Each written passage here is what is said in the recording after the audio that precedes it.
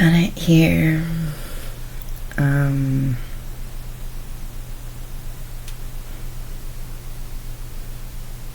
of in my head today.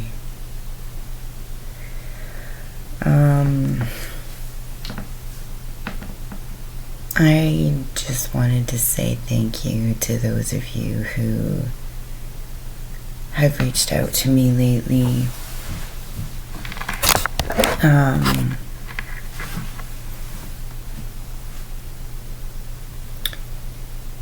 To those of you who recognize how hard this is,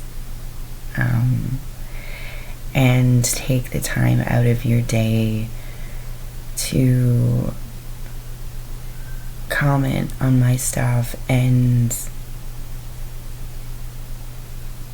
give me that inspiration to keep going.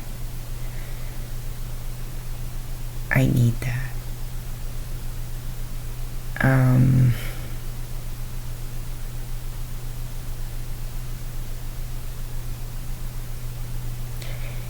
It's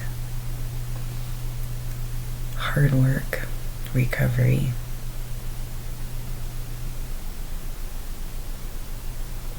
Overcoming addiction, overcoming addictive behaviors, taking a really good look at yourself and your character defects, your behavior, your actions, your choices. A really good look at why you're doing the things that you do is a very daunting task. And you can get lost in it.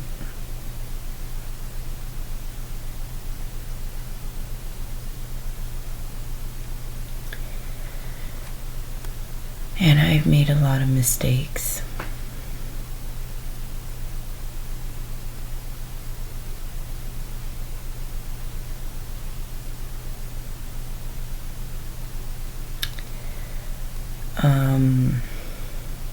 But I'm trying not to dwell on that.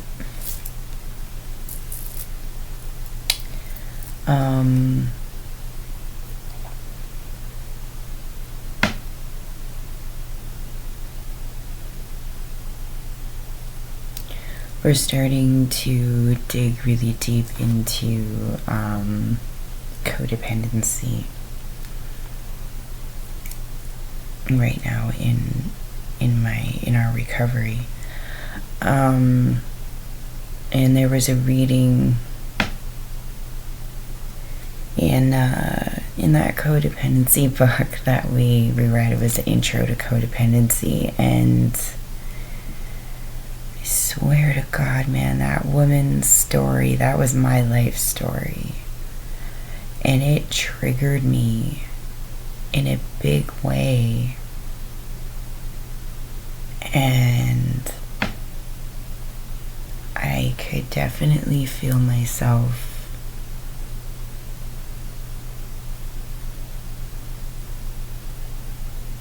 dwelling in the past.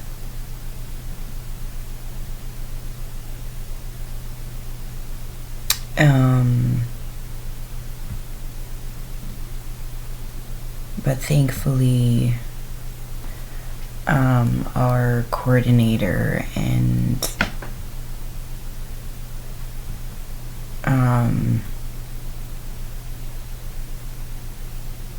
my brothers in the program with me brought me back to the present and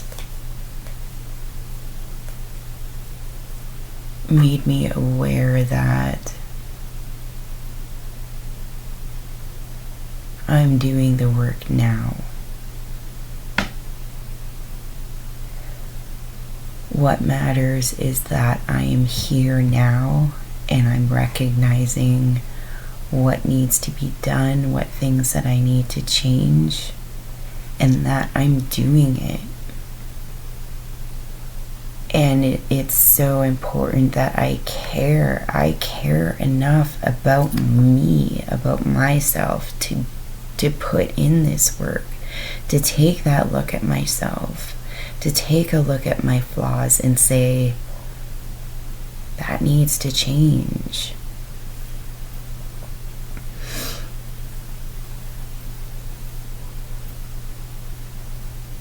We get very open and raw and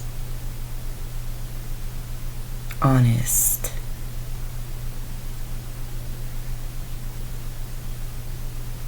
And usually when stuff gets like this, I get scared and I run.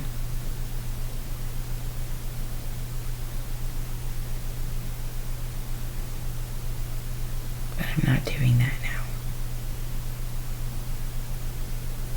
I'm being open and vulnerable and honest. Very, very honest about the things that I did wrong, about my toxic behaviors, thought patterns, actions, choices, all of it.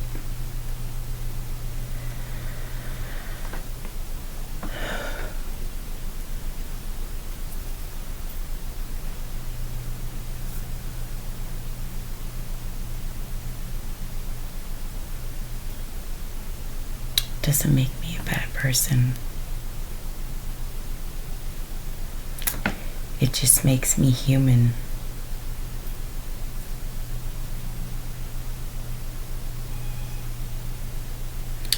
And I'm grateful for all of it. Because if I didn't go down that road of addiction, if I didn't have all the trauma in my life that happened to me, if I didn't have all of that darkness,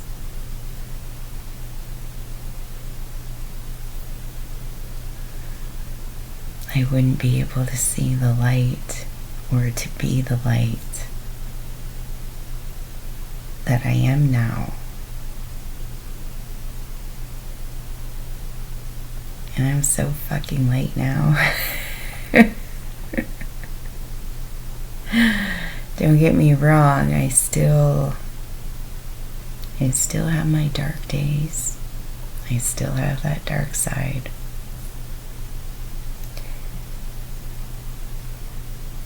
But I appreciate that side a heck of a lot more. I don't try to suppress it anymore like I used to. And I don't dwell in it like I used to either. I was really bad for that too.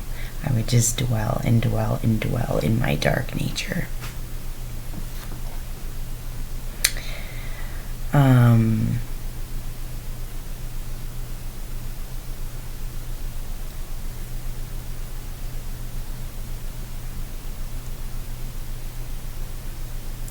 I'm doing a lot of work on my thoughts and emotions and feelings and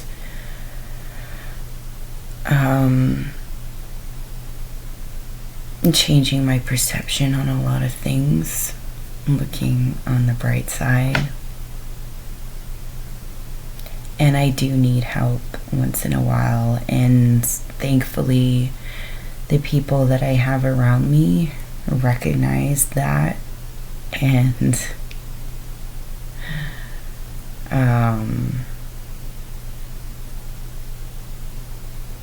one of my roommates in here is so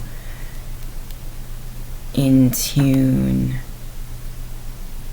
to my, I guess, frequency that he recognizes when the wheels are turning in my head in a good way, like I'm thinking about it, But he also recognizes when I'm just literally stewing in it and I need to get out of it and change my perception. If I'm stewing in the negative, he'll say something and bring me back into the light. But if he sees me not dwelling in it, but the wheels are turning in my head and I'm thinking about it and I'm doing my inner work and changing my own perception of it, he'll give me the space and allow me to do that myself. He reads my energy so well, and I love that here. We all do that here. We all read each other's energy here, and it's actually quite amazing. We're learning so much from each other. We're learning about ourselves too from each other. And this upcoming week, we're about to get some more roommates, and that's gonna be interesting. I'm up for it. I'm up for change. And I'm up for anybody who wants to come here and better themselves in their lives and their lifestyle. I am all about growth and evolvement and change and maturity and accountability, integrity, honesty, communication, you name it. Just be open, honest, and respectful. And we all are here in this house. We respect each other so much. And I hope that our new roommates will be an open, honest, and respectful addition to what we already have here.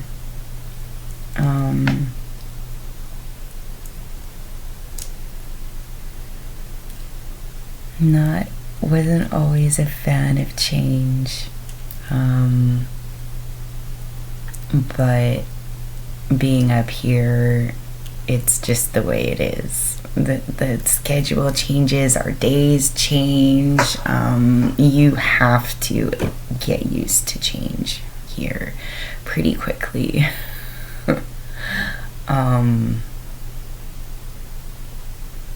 And yeah, it takes some getting used to, but life here has been good. It's been really good. I get to go home for Christmas.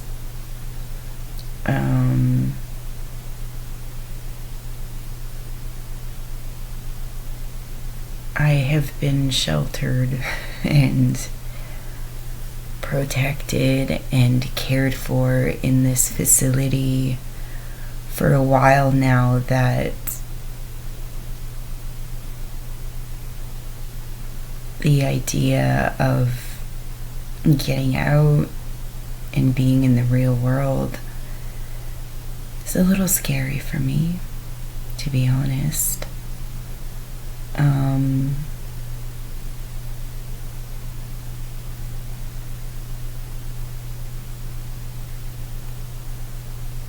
I will be spending some time with my Marchand family, and I do hope to spend some time with my family down the coast as well.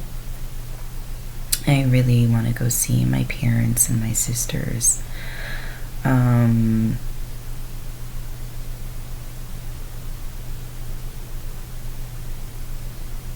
And there's someone else down there that I really, really, really want to see. I don't know if that will happen or can happen, but she knows she's in my heart and prayers every single day. I still have to put my plan together here for going home for Christmas.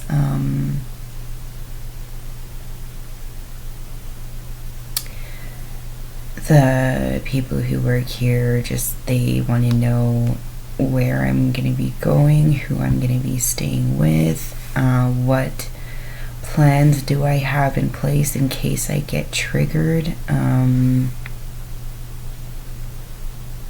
A whole safety plan needs to be... I need to put a whole safety plan together for the month that I will be out. They take that pretty seriously here, and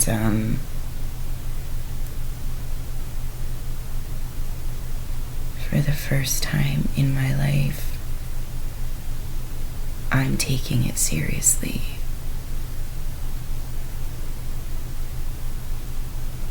Because this is my life. My freaking life that I'm playing with. And the importance of that really hit me this week.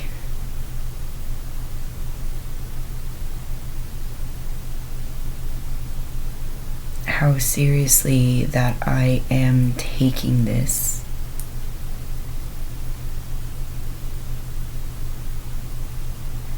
Because if I were to have kept going down the road that I was going,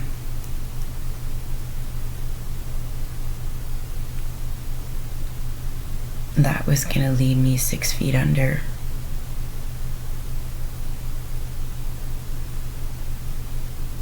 I just lost a friend not that long ago. And although it wasn't drug related, drugs weren't in her system when she died, it still played a role. She died of a heart attack.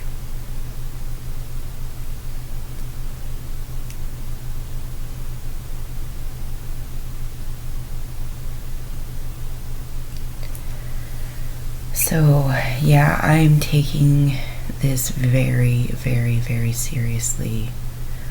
And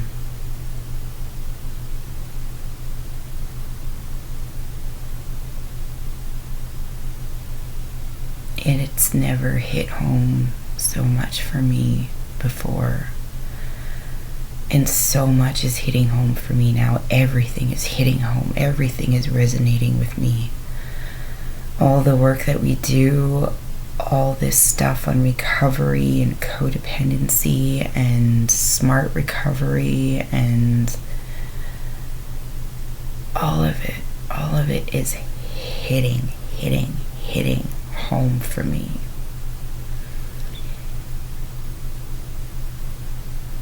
In a way that, never ever has before. I mean, a lot of what they're teaching us is stuff that we learn from our parents. It's stuff that we learn in school. But when we have traumatic things that happen to us, that becomes our reality, and everything else just kind of goes out the window. My mom used to tell me, I tell you something and it's in one ear and out the other. And it's quite literally, that's what happens. All of this stuff that they're teaching me in this recovery program, I already know. I know it all. I've been taught all of it before. But none of it stayed, and none of it hit me and resonated with me as much as it is now. It is really hitting home.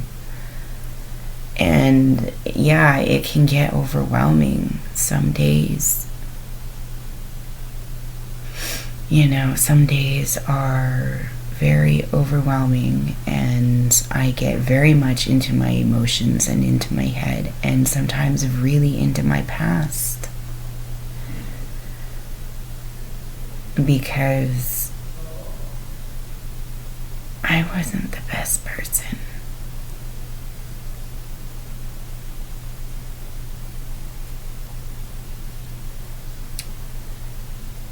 I was very emotionally immature.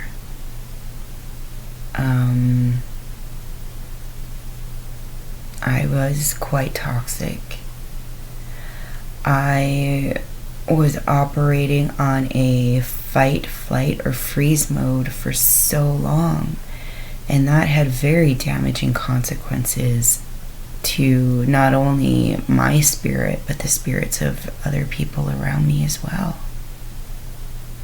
And I have to take accountability for that, and I do. Taking accountability,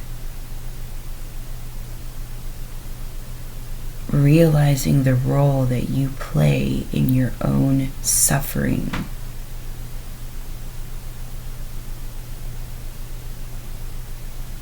That's quite a leap, and a brave one, and a strong one.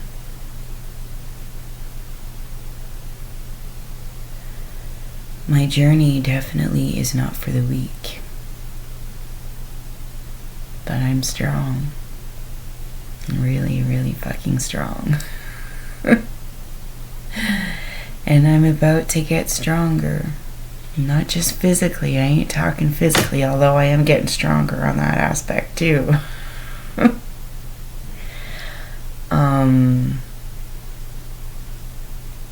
I'm getting stronger mentally, emotionally, spiritually, as well as physically. Bless me.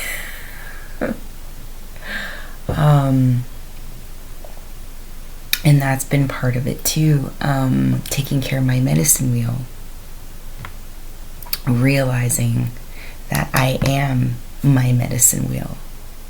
And I have to take care of each part of that emotionally, mentally, spiritually, and physically. They all need to be in balance.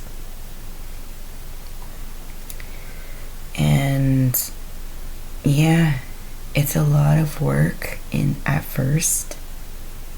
It is. It's a lot of work. You have to take responsibility and accountability for your life. It's in your hands. But you have to do the work. And yes, it is a lot of work at first. But once you start doing it and keep doing it, repetition, repetition, repetition, it stops becoming work. And that's what I've noticed for me. It's not really work anymore. It's become my way of life now. It's not work anymore. It's just life, and it's the way it is. It's the way I want it. I'm making my life the way I want it. I'm becoming the person that I want to be, not who you want me to be, not who they want me to be, not who anybody wants me to be. Me. My recovery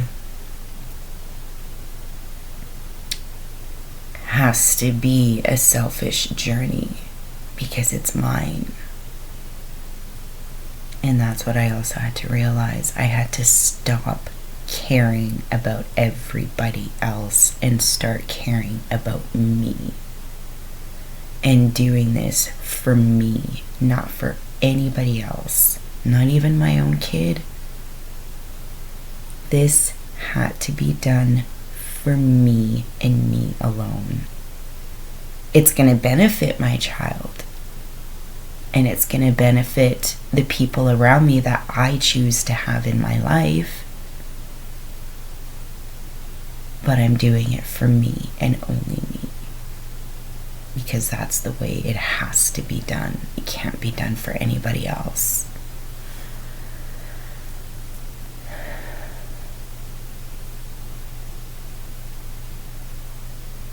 A lot of emotions going through me today. A